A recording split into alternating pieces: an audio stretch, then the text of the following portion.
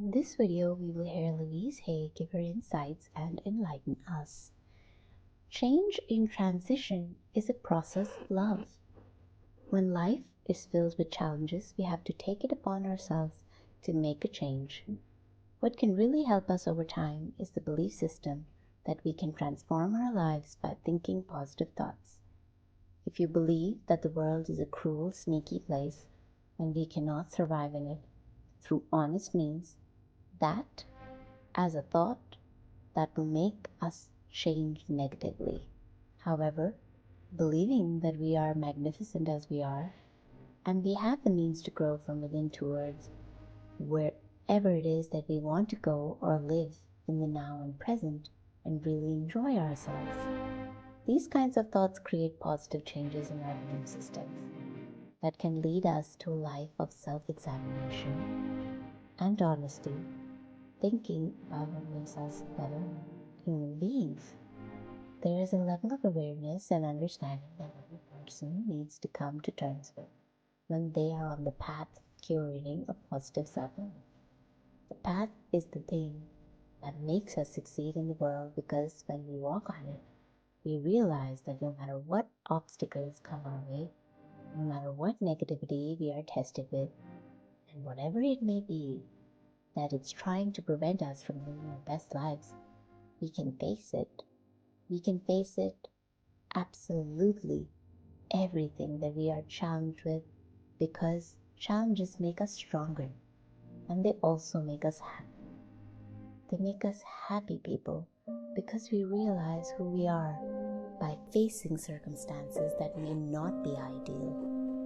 Circumstances may not be what we are actually used to, but facing them is actually what makes us understand ourselves better. Our thoughts can help us conquer the world if we let them. So letting our thoughts guide us towards our true self is a relatively simpler task that is much easier for them to achieve. Understanding yourself is the first step towards actually making a change, and knowing what kind of changes you want to keep within you and what are the ones that you want to let go of. We will grow as humans for as long as we are here. We might as well grow into good ones. We see people around us do something uncommon every day. If you are keen to know how to manifest your best self into your physical reality, subscribe to our channel, hit the like button, and now let's hear Louise Hay in her own words. Spirituality connects us all over this planet on a soul level. And the sense of cosmic spirituality that we're experiencing now is just wonderful. When I talk about spirituality, I don't always mean religion. You know, religions have a tendency to separate us. And religions often tell us who to love and how to love them, and who's lovable and who isn't. To me, we're all lovable. I really believe that we are all worthy of love.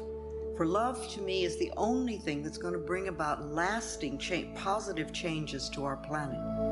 Our spirituality is a direct connection with the ultimate higher source, and we don't need a middleman for that. Begin to see our spirituality connecting us all over the planet on a very deep soul level. So what sort of like-minded people do you want to connect with? Every time you get into judgment and criticism, you're connecting with like-minded people out there who are judgmental and critical. And this will come back to you.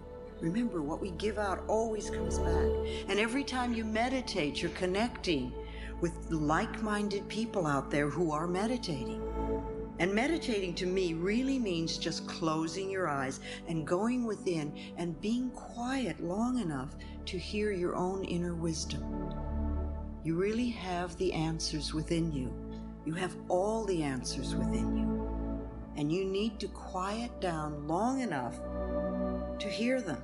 And that, to me, is the purpose of meditation. It's a connection with yourself, with your higher self. So every time you do that, you're also connecting with other people who are also doing that. And every time you do a visualization for healing your body or for healing the planet, you're also connecting with like-minded people who are doing the same thing. And several times during the day, you might stop and ask yourself, what sort of people am I connecting with now? Just sort of catch your thoughts where you are. And are you sort of going, oh, grumble, grumble, grumble, it's all your fault? Or are you thinking thoughts to create inner harmony and inner peace? Because if you create inner harmony, you're going to have outer harmony too. Remember, if we want to heal the world, we really have to start with healing ourselves. Because the center of your world is where you are. You are the center of your world, and so are you, and so are you. Each one of us, we are all the center of our own world. So the world goes out from us like ripples in a pond. And when we create harmony inside, when we're peaceful within, then that goes out into the world. That harmony and that peacefulness radiates out, touching people and places and things. You know how it is? Somebody can walk into a room and they don't have to say a word, and you can be attracted to them or you can be repelled by them. We react to what they're giving out. Somehow we feel those vibrations. We pick up what people have going on inside of them. So let's make sure that we are radiating harmony and love. I believe that in order to change the planet and to change other people in our lives, we need to first change ourselves. We need to love ourselves. We need to be willing to contribute to our own inner peace and inner harmony. And we also need to be honest with ourselves. You know, we're so good at hiding from ourselves. But if we're going to make changes, we need to have self-honesty. And that doesn't mean putting ourselves down, but it does mean being willing to see what is within us that needs changing. It's very self-destructive when we lie to ourselves. It's not loving ourselves, and it's not being nourishing at all. We need to be honest with ourselves, and we also need to be honest with other people. And we need to learn how to say no in a loving way. And not always yes, and then do things that we don't want to do and then resent it because we weren't honest enough to say no. And I don't think it's so easy to be honest with other people until we can become more honest with ourselves. And the main value of being honest is that whatever we give out in life, we always get back. And this works on all levels. If we belittle or judge others, then we too are going to be judged. If we're always angry and blaming others, then we encounter anger wherever we go. If we steal someone's time, or if we take away someone's self-respect, or if we refuse to acknowledge someone else's good work, we can expect these dishonest actions to boomerang back to us as negative experiences. On the other hand, every time we treat ourselves with respect, every time we nourish and support ourselves and others, this also comes back to us as positive experiences. No matter how we may try to justify it, dishonest actions never work. They never work. And the more you get on the spiritual pathway, the quicker it comes back to you. When we take something that doesn't belong to us, whether it's a paper clip at the office to major shoplifting or robbery, we are in effect telling the universe that we don't feel worthy of earning our own, and that we're not good enough, that we believe that there isn't enough to go around, that we want to be stolen from. Or we may believe that we must be sneaky and grab to get our good. You know, if we believe that it's a dog-eat-dog world, then we're going to get eaten, because that's the way it works. These beliefs prevent us from experiencing abundance because they put walls up around us, and you don't get to experience the joy and the peace and love in your life. If we take from life, life will take from us. It's that simple. And these negative attitudes, they're not the truth of your being. You are a divine, magnificent expression of life, and you deserve the very best. You have to know and accept this. Our planet is abundantly plentiful, and our good always comes to us by the right use of consciousness. What we believe about ourselves and about our lives will become true for us. If we want to change our circumstances, we must change our belief systems.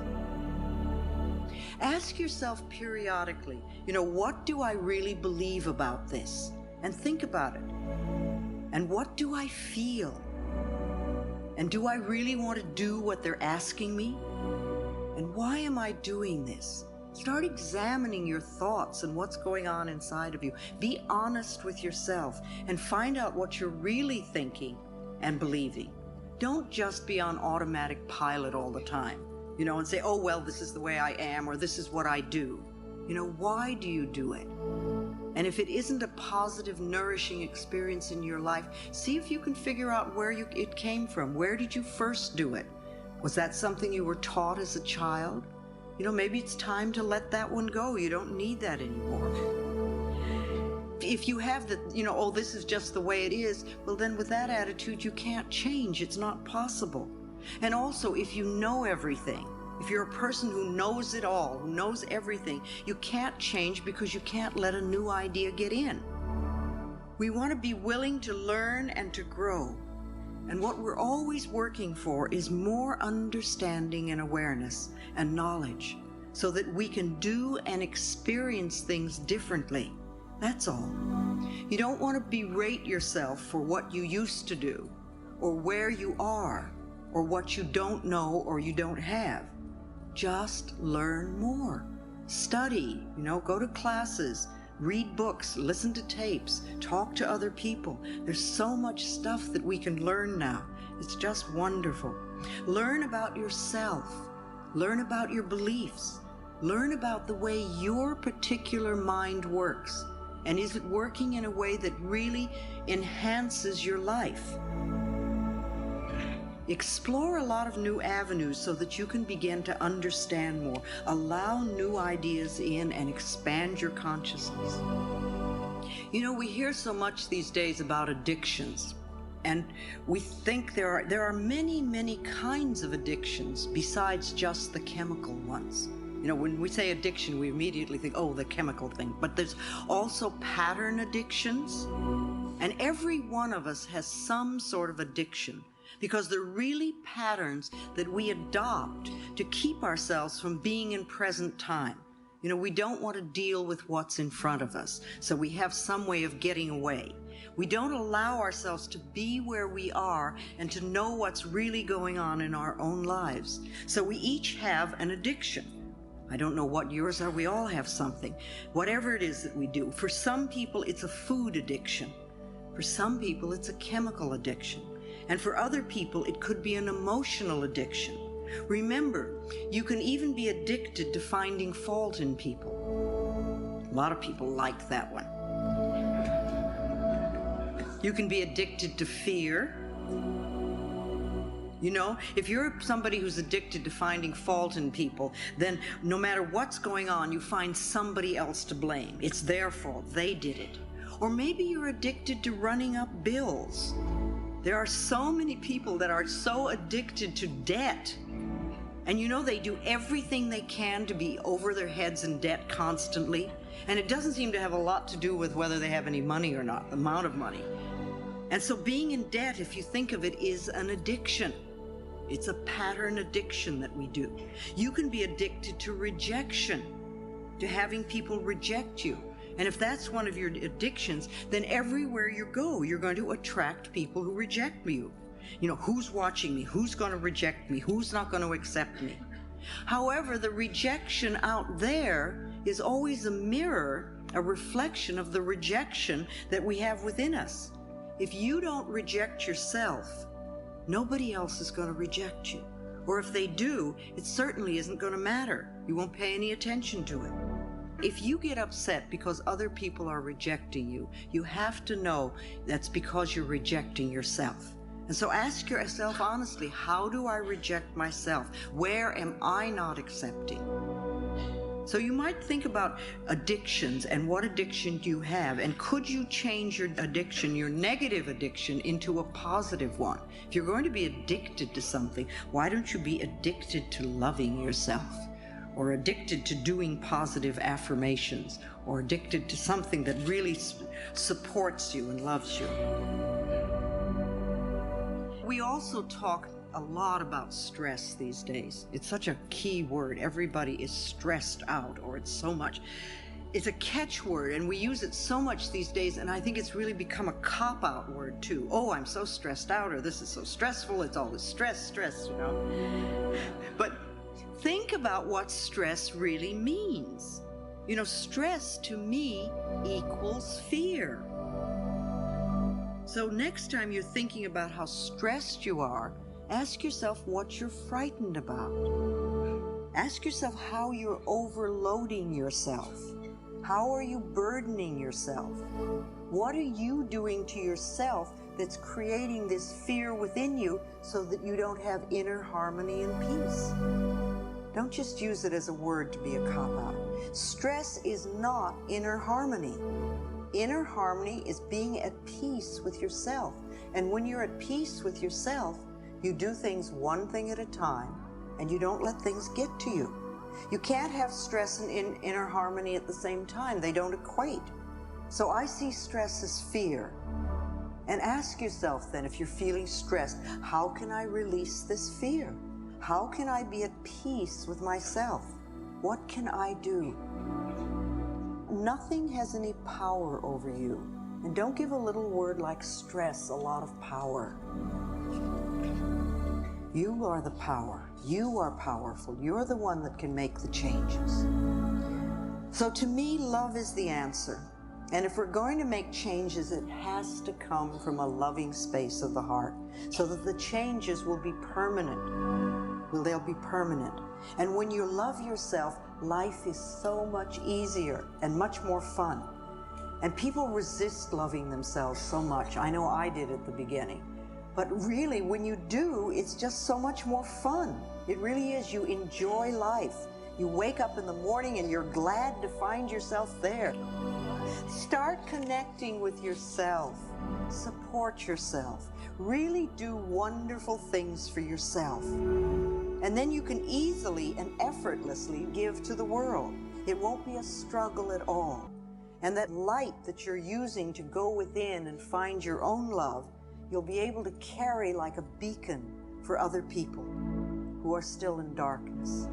Remember, every person that learns to love themselves makes it that much easier for other people to do it too. Becoming enlightened is finding your own light and then shining it for other people. And know that you can do it. You're really powerful.